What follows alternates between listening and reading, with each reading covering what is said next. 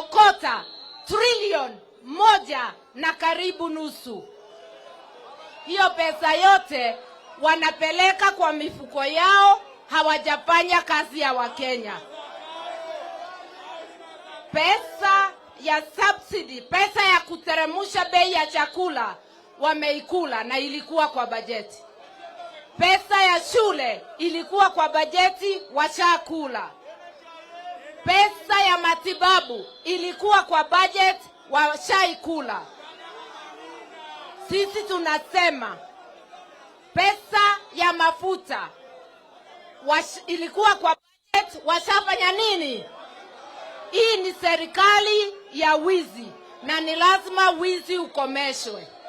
Tumekubaliana wakati tutaingia hiyo ikulu tutauliza pesa yetu, haki yetu. Tumekubaliana. Mimi nataka kuambia